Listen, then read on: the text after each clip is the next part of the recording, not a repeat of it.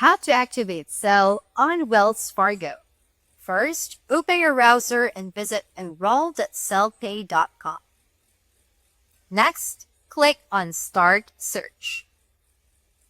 Find and click Wells Fargo from the list of banks. Scrolling down looks tiring, so you can use the search bar. Once found, click on Wells Fargo Bank name. Then, click on Continue to Your Bank button. This will redirect you to Wells Fargo's login page. Now what you need to do here is log in with your Wells Fargo online or business online credentials. Once you have logged in, you need to accept the Zelle transfer service addendum when prompted. Also, you need to enroll your U.S. email address or U.S. mobile phone number.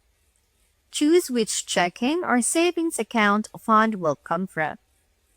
Also, verify your identity via one-time code sent to your email or SMS and enter it.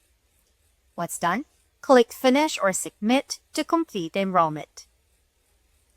Once you are done with the entire process, you'll see a confirmation that Zelle is now active with your Wells Fargo account. If you like this video, follow for more tutorials.